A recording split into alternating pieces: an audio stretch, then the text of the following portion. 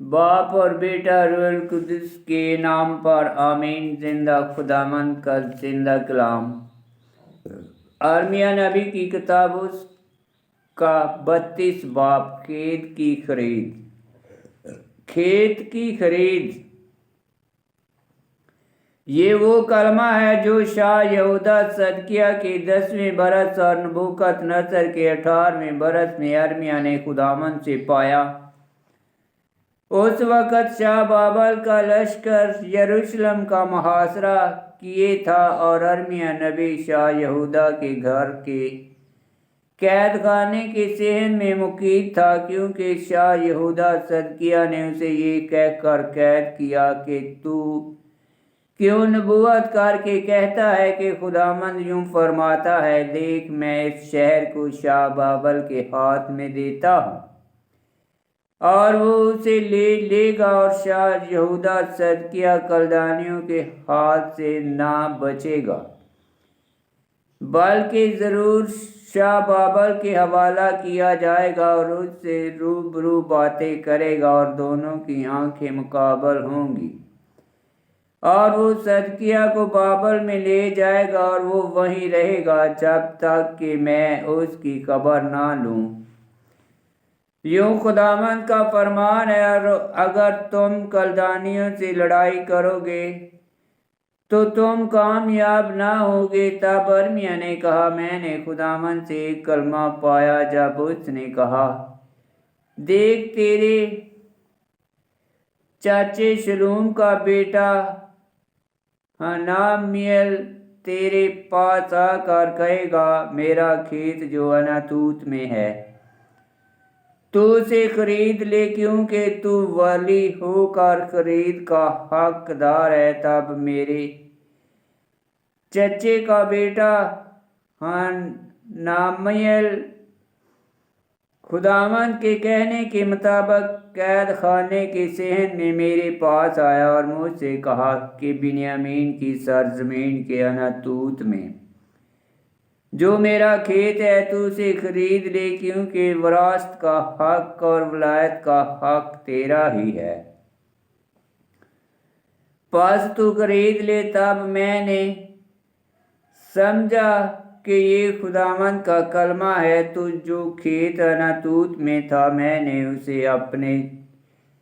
چچیرے بھائی حنامیل سے خرید لیا اور 17 مسکال چاندی تول کر اسے دی، اور میں نے قبالہ لکھا اور اس پر مہر کی اور گواہ ٹھہرائے اور ترازو میں چاندی تولی، اور میں نے وہ مہر شدہ قبالہ خرید لیا جس میں قرار اور شرط قلم بند تھے۔ ماں کھلے قبالہ خرید کے اور اسے اپنے چچیرے بھائی حنامیل اور ان گواہوں کے سامنے جنہوں نے قبالہ خرید پر دست کیے تھے، اور ان تمام یہودیوں کے سامنے جو قید خانے کے صحن میں تھے، بروک بن نیریہ بن منسیہ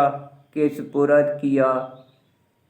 اور میں نے انہی کے سامنے بروک کو حکم دے کر کہا کہ رب الافواج اسرائیل کا خدا یوں فرماتا ہے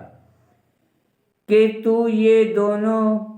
مکتوب یعنی مہر شدہ قبالہ خرید اور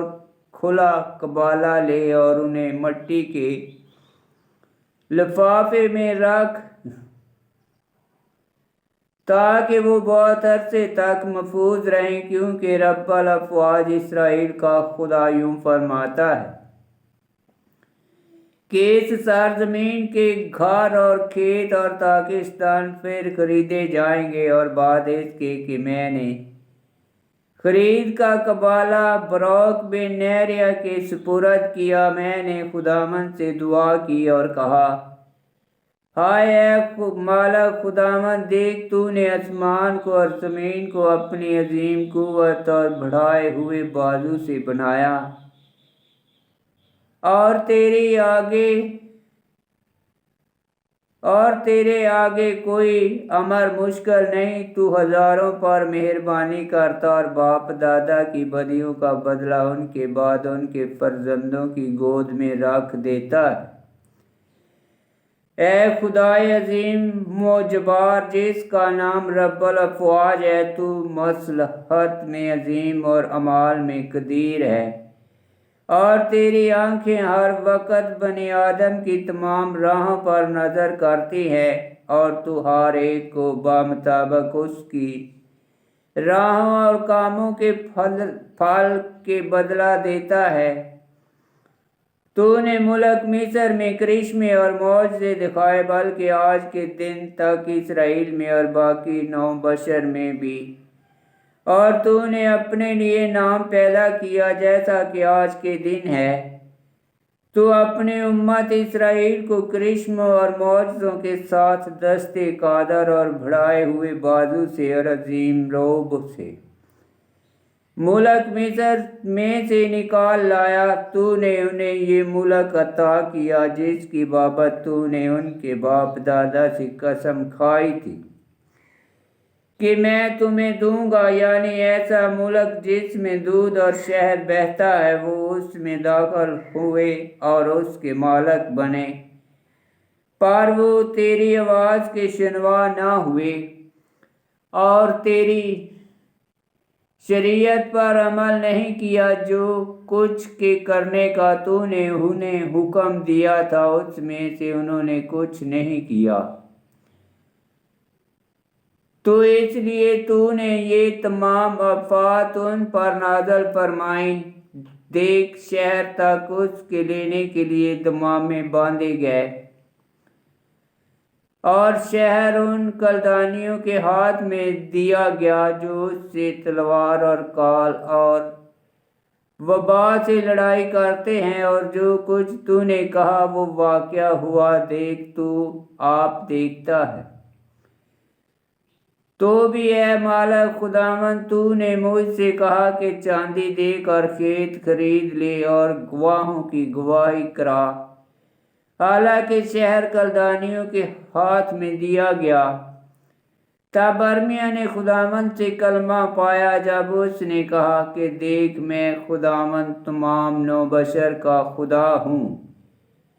کیا میرے لیے کوئی امر مشکل ہے؟ اس لیے خداوند یوں فرماتا ہے، دیکھ، میں اس شہر کو کلدانیوں کے ہاتھ میں اور شاہ بابل نبوکت نصر کے ہاتھ میں دیتا ہوں، تو وہ اسے لے گا، اور جو کلدانی اس شہر سے لڑتے ہیں وہ اس میں داخل ہوں گے، وہ اس شہر کو آگ لگا دیں گے اور اسے جلا دیں گے۔ ماں ان گھروں کے جن کے چھتوں پر مجھے غصہ دلا کر وہ بال کے لیے خوشبو جلایا اور دوسرے معبودوں کے لیے تپاون بہایا کرتے تھے، کیونکہ بنی اسرائیل اور بنی یہودا بچپن ہی سے وہ کام کرتے آئے ہیں جو میری نگاہ میں برا ہے۔ ہاں، بنی اسرائیل فقط اپنے ہاتھوں کے کام سے مجھے غصہ دلاتے رہے، یوں خداوند کا فرمان ہے، کیونکہ یہ شہر اپنے بنا کیے جانے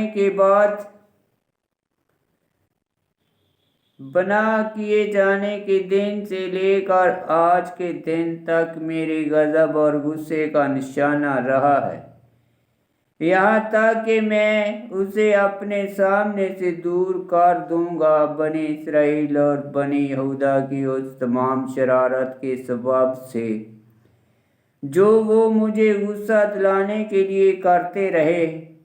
یعنی وہ اور ان کے بادشاہ اور سردار اور کاہن اور نبی اور مردان یہودا اور باشندگان یروشلم، انہوں نے مجھے منہ نہیں بلکہ پیٹھ دکھائی، حالانکہ میں انہیں بر وقت سکھاتا رہا، پر وہ شنوا نہ ہوئے اور نہ تدبیر قبول کی۔ انہوں نے اس گھر میں جو میرے نام کا کہلاتا ہے اپنی مکروہات نصب کی تاکہ اسے ناپاک کریں،